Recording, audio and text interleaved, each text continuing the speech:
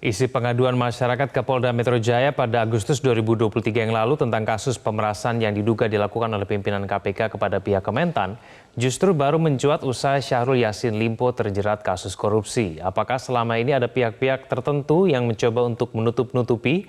Untuk membahasnya sudah bergabung bersama kami ada Koordinator Indonesia Corruption Watch (ICW), Agus Sunaryanto. Mas Agus, selamat sore. Ya, halo Mas Agus, belum Selamat sore Mas Kevin. Baik. Ya, terima kasih atas waktunya Mas Agus. Mas Agus, menurut Anda mengapa hingga kini KPK belum juga secara resmi mengumumkan siapa tersangka dan konstruksi perkara ini?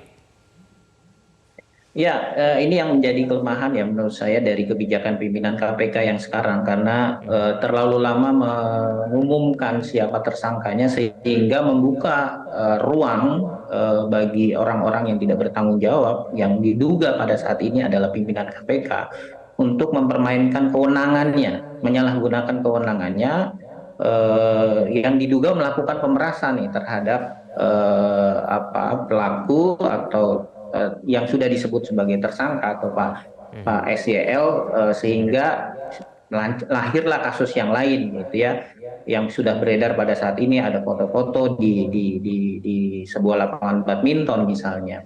Nah ini jadi pelajaran menurut saya. Sayangnya situasi ini bukan yang pertama kali gitu, bukan yang pertama kali karena beberapa kasus bahkan ICW sendiri melaporkan dalam kebocoran dokumen yang terkait dengan ESDM kemarin ya. Sayangnya memang putusan dari Dewan Pengawas itu dinyatakan tidak ada persoalan etik di situ. Jadi memang kita sudah sangat tidak terlalu berharap ya baik itu terhadap Dewan Pengawas ataupun pimpinan KPK saat ini, apalagi kemarin sempat diperpanjang, itu juga sempat kami tolak berkali-kali. Sayangnya putusan MK menyatakan harus diperpanjang 5 tahun. Karena kita sudah mempertimbangkan bahwa begitu banyak perilaku dari pimpinan KPK, baik yang sudah mengundurkan diri atau yang sudah ditetapkan, sudah mendapatkan sanksi etik, itu akan hanya menambah destruksi terhadap KPK sendiri dan pada akhirnya kan saat ini kredibilitas KPK semakin hancur dan dalam kasus Kementan ini pada akhirnya membuat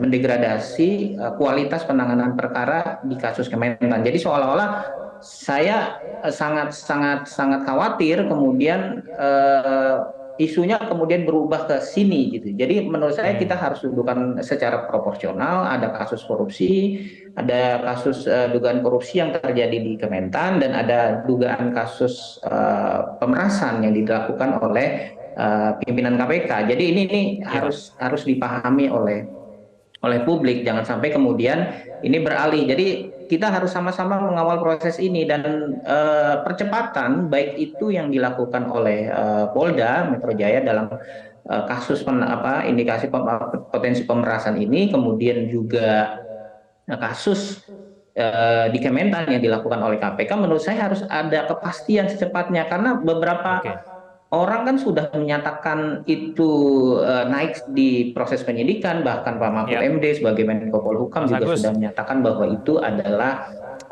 sudah ditetapkan ada tersangkanya. Jadi menurut saya buat apa sih ditunda-tunda? Karena semakin lama ditunda-tunda, saya pikir potensi mafia peradilan, mafia hukumnya akan semakin terbuka gitu.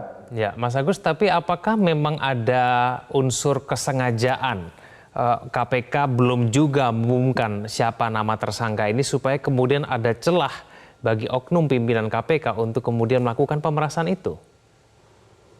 Ya, ini yang kalau bagi kami sih di publik pasti menilainya itu ada potensi kesengajaan gitu ya lah. Buat apa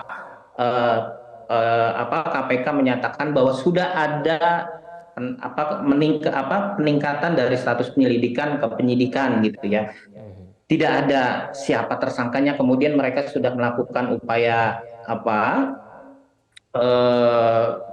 penggeledahan ke kantor menteri, ke rumah Pak SYL gitu. Kalau kemudian tidak segera diumumkan tersangkanya. Nah ini yang menurut saya ada persoalan apa gitu. Apakah memang ini disengaja atau tidak? Ya saya dengar informasinya ada perubahan kebijakan. Tapi menurut saya ini perubahan kebijakan yang justru pada akhirnya membuat potensi pelanggarannya semakin terbuka.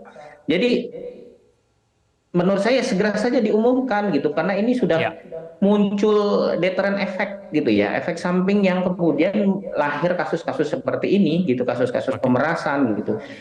Jadi Ya, itu yang menurut saya harus segera dilakukan percepatan, segera saja diumumkan, baik dari KPK sendiri, kasusnya sudah masuk tahap penyidikan, siapa tersangkanya, kemudian dari Polda Metro Jaya juga ini kan sudah beberapa yang sudah dipanggil ya, sudah ada 6 orang termasuk ya, Pak SCL sendiri sudah ya. dipanggil. Menurut saya semua sudah semakin jelas nih, apalagi Baik. kemudian muncul foto-foto ya. Ya, betul. Baik, kita akan tunggu nanti pengungkapan selanjutnya, baik itu dari KPK maupun dari Polda Metro Jaya. Terima kasih, Mas Agus, telah bergabung bersama kami di Metro hari ini. Selamat sore, Mas Agus. Jelajahi cara baru mendapatkan informasi. Download Metro TV Extend sekarang.